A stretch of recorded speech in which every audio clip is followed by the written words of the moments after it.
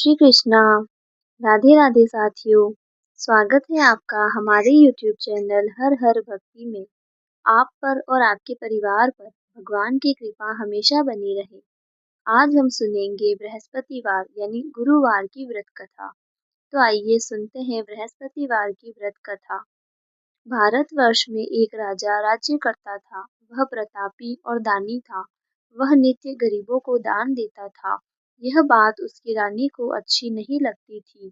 वह ना ही गरीबों को दान देती, ना ही पूजा पाठ करती थी और राजा को भी दान देने से मना किया करती थी। एक दिन राजा शिकार खेलने वन को गए हुए थे। रानी महल में अकेली थी। उसी समय बृहस्पति देव साधु के वेश में भिक्षा के लिए आए। भिक्षा मांगी। रानी ने भिक्षा देने से इनकार कर दिया और कहा, हे साधु महाराज, मैं तो दान पुण्य से तंग आ गई हूँ। मेरा पति सारा धन लुटाता रहता है। मेरी इच्छा है कि हमारा धन नष्ट हो जाए। ना रहेगा बांस, ना बजेगी बांसुरी। साधु ने कहा, देवी तुम तो अजीब हो। धन संतान तो सभी चाहते हैं। पुत्र और लक्ष्मी तो पापी के घर भी होनी चाहिए। यदि तुम्हारे पास अधिक धन है तो भूखों को भोजन दो, प्यासों के लिए प्याऊ बनाओ, मुसाफिरों के लिए धर्मशाला खोलो। जो निर्धन अपनी कुंवारी कन्याओं का विवाह नहीं करा सकते, उनका विवाह कर दो। ऐसे और भी कई काम हैं जिनके करने से तुम्हारा यश लोक परलोक में फैलेगा। रानी पर उपदेश का कोई प्रभाव नहीं पड़ा। वह बोली, महाराज आप मुझे ऐसा कुछ न कहे। मैं ऐसा धन नहीं चाहती जो हर जगह बांटती फिरूं। साधु ने कहा, तथास्तु। तुम ऐसा करना कि पीली मिट्टी से अपना सिर धोना, भट्टी चढ़ाकर कपड़े धोना। ऐसा करने से तुम्हारा सभी धन नष्ट हो जाएगा। इतना कहकर साधु वहां से अंतर्ध्यान हो गए। धीरे धीरे समय व्यतीत होने पर फिर वही बृहस्पतिवार का दिन आया। रानी ने वैसा ही किया जैसा साधु कह कर गया। 6 बृहस्पतिवार तक उसका समस्त धन नष्ट हो गया और भोजन के लिए दोनों तरसने लगे। संसारी भोगों से दुखी रहने लगे। तब राजा ने रानी से कहा, तुम यहाँ पर रहो, मैं दूसरे देश में जाऊंगा, क्योंकि यहाँ पर मुझे सभी मनुष्य जानते हैं, इसीलिए मैं कोई कार्य नहीं कर सकता। देश चोरी परदेश भीख बराबर है। राजा ऐसा कहकर परदेश चला गया। वहाँ जंगल को जाता, लकड़ी काट कर लाता और शहर में बेचता।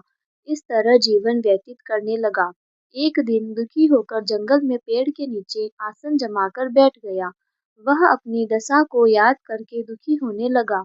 बृहस्पतिवार का दिन था। उस निर्जन वन में एक साधु प्रकट हुए।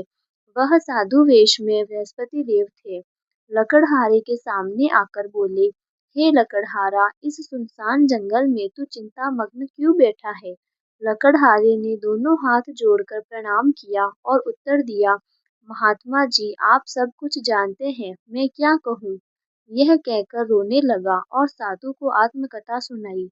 महात्मा जी ने कहा, तुम्हारी स्त्री ने बृहस्पतिवार के दिन वीर भगवान का निरादर किया, जिसके कारण रुष्ट होकर तुम्हारी यह दशा कर दी। अब तुम चिंता को दूर करके मेरे कहने पर चलो, तो तुम्हारे सब कष्ट दूर हो जाएंगे और भगवान तुम्हें पहले से भी अधिक संपत्ति देंगे। तुम बृहस्पतिवार के दिन पाठ किया करो। 2 पैसे के चना मुनक्का मंगवा कर उसका प्रसाद बनाना और शुद्ध जल के लोटे में शक्कर मिलाकर अमृत तैयार करो। कथा के पश्चात अपने परिवार और सुनने वाले प्रेमियों में अमृत अमृत का प्रसाद बांटकर आप भी ग्रहण करो। ऐसा करने से भगवान तुम्हारी सभी मनोकामना पूरी करेंगे। साधु के ऐसे वचन सुनकर लकड़हारा बोला, हे प्रभु, मुझे लकड़ी बेचकर इतना पैसा नहीं मिलता जिससे मैं भोजन करने के उपरांत कुछ बचा सकूं। मैंने सपने में अपनी स्त्री को व्याकुल देखा है। मेरे पास कुछ भी नहीं जिससे मैं उसकी खबर मांग सकूं। साधु ने कहा, हे लकड़हारे, तुम किसी बात की चिंता मत करो। तुम रोजाना की तरह लकड़ियां लेकर शहर जाओ। तुम्हें रोज से दुगुना धन प्राप्त होगा, जिससे तुम भली भांति भोजन कर लोगे तथा बृहस्पति देव की पूजा का सामान भी आ जाएगा। इतना कहकर वह साधु अंतर्ध्यान हो गए। धीरे धीरे समय व्यतीत होने पर फिर वही बृहस्पतिवार का दिन आया। लकड़हारा जंगल से लकड़ी काटकर किसी शहर में बेचने गया। उसे उस दिन से अधिक पैसा मिला। चना गुड़ लाकर गुरुवार का व्रत किया। उस दिन से उसके सभी क्लेश दूर हो गए। परंतु जब दोबारा गुरुवार का दिन आया तो बृहस्पतिवार का व्रत करना भूल गया। इस कारण बृहस्पति देव भगवान नाराज हो गए। उस दिन उस नगर के राजा ने विशाल यज्ञ का आयोजन किया। शहर में घोषणा करवाई, कोई मनुष्य अपने घर भोजन न बनावे, आग न जलावे, समस्त जनता मेरे यहाँ भोजन करने आवे। जो इस बात को नहीं मानेगा उसे फांसी की सजा दी जाएगी। इस तरह की घोषणा संपूर्ण नगर में करवा दी। राजा की आज्ञा के अनुसार शहर के सभी लोग भोजन करने गए, लेकिन लकड़हारा कुछ देर से पहुंचा, इसीलिए उसको अपने साथ राजा घर ले गए और उसे भोजन कराया। तभी राजा की दृष्टि उस खूंटी पर पड़ी जिस पर हार लटका हुआ था। वह वहां पर दिखाई नहीं दिया। राजा ने निश्चय किया कि मेरा हार इसी मनुष्य ने चुराया है। उसी समय पुलिस को बुलाकर उसको जेल खाने में डलवा दिया।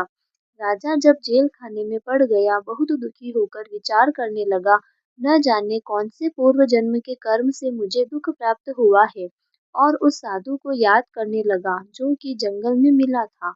उसी समय तत्काल बृहस्पति देव साधु के रूप में प्रकट हुए। उसकी दशा को देखकर कहने लगे, अरे मूर्ख, तूने बृहस्पति देव की कथा नहीं करी, इसी कारण तुझे दुख प्राप्त हुआ है।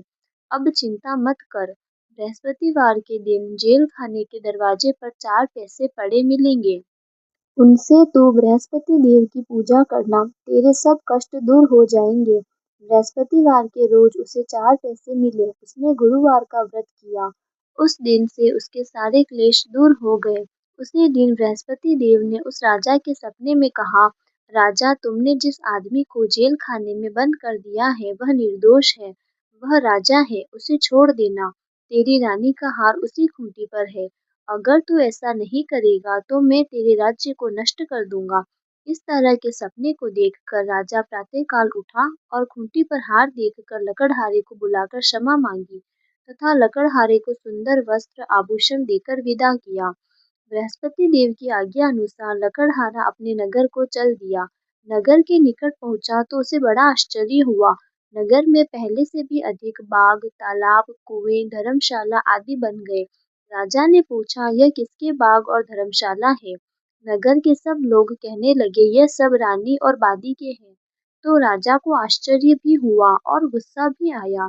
जब रानी ने खबर सुनी कि राजा आ रहे हैं, उसने दासी से कहा, राजा हमको कितनी बुरी हालत में छोड़ गए थे। हमारी ऐसी हालत देखकर वह लौट न जाए, इसीलिए तू दरवाजे पर ही खड़ी हो जा। आज्ञा अनुसार दासी दरवाजे पर खड़ी हो गई। राजा आए तो उन्हें अपने साथ घर लेवा ले गई। जब राजा ने क्रोध करके पूछा कि यह धन तुम्हें कैसे प्राप्त हुआ है, तो उन्होंने कहा, यह धन हमें बृहस्पति देव के व्रत के प्रभाव से प्राप्त हुआ है। अब हर समय राजा के दुपट्टे में चने की दाल बंधी रहती और दिन में 3 बार कहानी कहता और रोज व्रत करता। एक दिन विचार किया कि वह अपनी बहन के घर हो आवे।